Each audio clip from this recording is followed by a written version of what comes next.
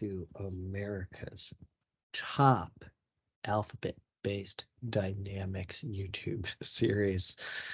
Welcome back to Dynamics Unplugged, Dynamics A to Z. Today we have the letter L. We love the letter L. So many topics we could use. It's my last name begins with the letter L. We're big fans of the letter L. So what did we choose for today's edition? We could have gone with lead times. We could go life cycle services. There's labor standards if we want to capture metrics on warehouse personnel in the warehouse and in transportation processes. We could talk about linked dimension updates and making sites dimensions and how that affects reporting.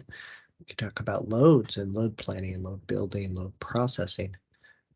However, chose to go with locations. Locations is for the letter L. So let's take a look at locations in warehouse management. We're going to assume warehouse management. And the reason for that, the reason we're choosing locations for the letter L and specifically warehouse locations is the theme is the letter L. And if I choose locations in warehouse management, there's a lot of other setups and configurations and processes we can talk about that begin with the letter L.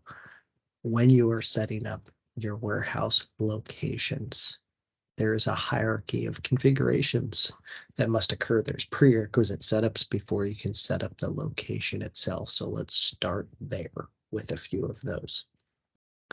First one being location types, general purposes of locations, a field that's going to be set up against the next configuration we look at, which is location profile. So what are those general purposes? What are those location types? You'll typically see things like your bay doors or your outbound and inbound bays, bulk areas. You might have a production area, quality area, returns. So you see some of the examples.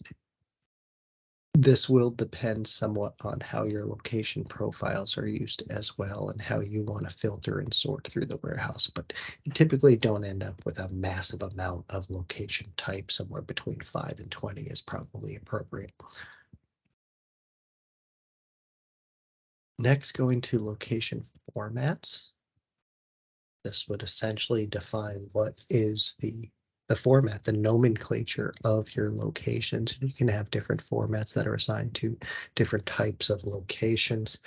This is mostly important if you're using the system to automatically populate location ID values. If you are doing manual location setup, it's not as critical, but the actual configuration of it might still apply because you might have separators. You might have something that represents aisle, shelf, and bay, but with a separator. So if I put in a separator, for example, you can see it adds a dash on the end. So if I added another section, or maybe this top part was just aisle, then shelf, and then bay, those would be separated out. So a more appropriate view might be something like this. So aisle, and then an A, rack, and then an R, shelf, and an S and B for bin. That actually defines what those locations will look like. Here's another simple example of just segregating the floor and the aisle. From there, we're going to move to your location profiles. Location profiles are really important. It's a mandatory field on your warehouse locations, and it defines a bunch of things. So one, it takes the two setups we already looked at, the location format and the location type, and applies them to these locations. And then we get into how it controls inventory and what that location can be used for. Is license plate tracking used? If you are using warehouse management, you have the decision of if you want to use license plate tracking. There are particular locations that must be license plate controlled to use the mobile devices and process work, but that doesn't mean that you need to track that license plate, print that license plate, and inventory it in the warehouse. It could just be generated to process work through the mobile device for picking and packing, or for receiving processes. So one, are these locations license plate controlled or not? You might see a configuration where it is for the bay doors and the receiving dock, but it's not in their inventory locations. Then do we have flexibility on allowing negative inventory? In previous iterations of Dynamics, you could only really control that at the item model group level. This adds some flexibility to say only specific locations perhaps allow negative inventory, like if you're issuing a lot of floor stock or consumables, low value items from bulk, like screws and nuts and bolts and things of that nature. Does your location allow mixed items? This is important, especially in a lot of industries like food and chemical manufacturing, where you don't want to have different items in the same location. Depending on how that's enabled, do you allow mixed inventory statuses, mixed inventory batches? Do you only want to allow one batch to be in a single location at a time? And then other settings like allowing cycle counting and enable certain tracking in the locations form. So if I were to enable items in location and activity and date and timestamps, you'll see where that applies when we go and actually look at the locations form itself. Once we are allowing mixing, if you have product masters, items with product dimensions, do you allow mixing based on those certain dimensions? Very often we don't want to mix things of different configurations. And then in this next section for dimensions, this has to do with physical control. Essentially, do you want to enforce constraints on what can go into a location physically based on dimensions or volume of items? So do you have units of measure, physical dimensions on your item, length, width, depth, and so on, as well as weight, and want to enforce those restrictions in your warehouse management solution? So when suggesting locations for put away, do you actually want to enforce that you can't overstock a location based on those dimensions? And then finally, replenishment. There are some additional rules around the replenishment work IDs for your location profiles. Those are those core prerequisite setups before you can get into the location. So then you get into the location itself, you start to create your locations. If I go to this form, we're assuming I'm creating these manually. You can see all the locations that exist at all warehouses for this particular legal entity. If I wanted to generate new locations for a new warehouse using an automatic number sequence and some of that core configuration we already looked at, I could use the location setup wizard as well, which will walk me through a questionnaire of what warehouse I'm applying it to, what location profile, any zones, and you can see I can start to define additional information about that if I want to manually enter the segment descriptions and from number and to number. If I were to manually create a new location, I'm going to assign the location profile ID for that location. So that will be based on what that location is used for, like the examples we gave before. If we set up a profile for receiving, these would be our receiving dock locations that will be used to register items when they're processed through the mobile device on a purchase order receiving menu.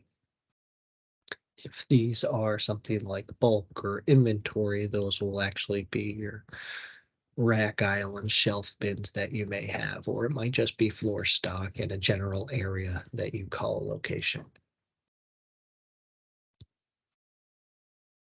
Next, we have fixed locations. You might also know these as prime locations or primary locations if you come from another system. It's really important you can assign these per site and per warehouse for the item. And also if you do have configured items with dimensions, product variants, you can assign those as well. However, this does a lot more than what the inventory management warehouse items do. It's not just a basic default for all receipt type transactions or all issue type transactions. These allow us to use fixed locations in our location directives, which is the last L we'll talk about today.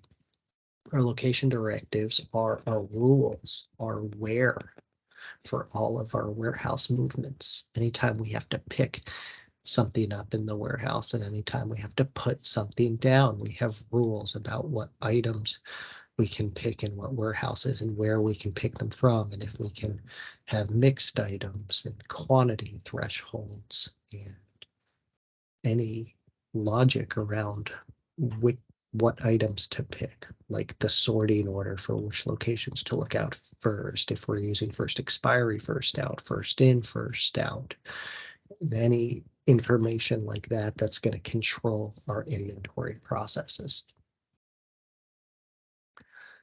So I'll take a example of an inbound scenario, purchase orders.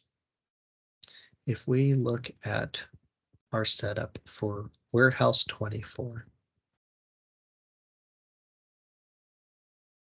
this applies as a rule for this specific site 2, warehouse 24. This is a scope for a single item, could be a scope for multiple items or all items as well. In terms of what lines can be applied, for any quantities between 1 and 99,999 units, anything over that would skip this rule and look at the next one. There's no constraints around what unit of measure can be received with this location directive rule. If I go to edit query, you'll see here is there is no specific filter called out, so it's not applicable to any unique items themselves. It's not applicable to any unique vendors or anything like that. The only real constraint is it's on warehouse 24 and it's a single item at a time and our quantity limits. And at the bottom, we have our location directive actions. The only location directive action on this particular location directive is that we have a strategy to receive and put away into empty locations that don't have any incoming work. So if we're trying to keep individual putaways in their own unique location IDs, and you can see here, it applies to both fixed and non-fixed locations.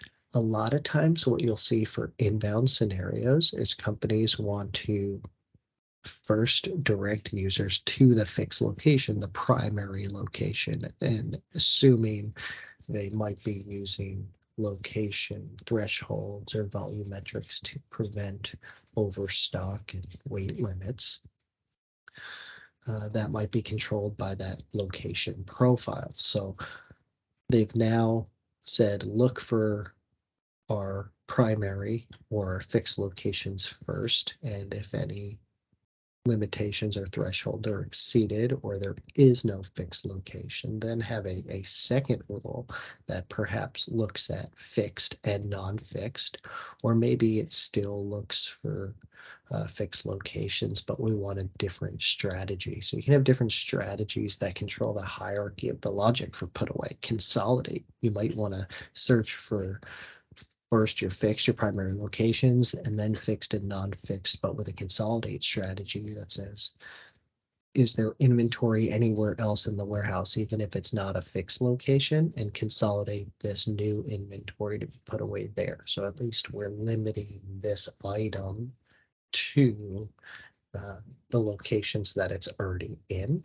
and consolidating with existing inventory.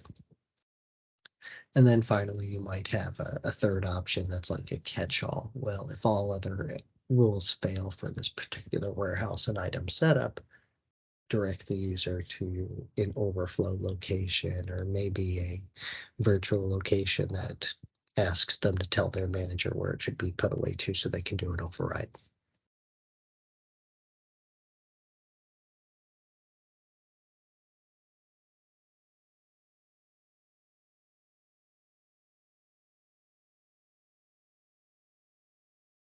So there you have it, one of our favorite letters, the letter L, and we will see you next week for the letter M.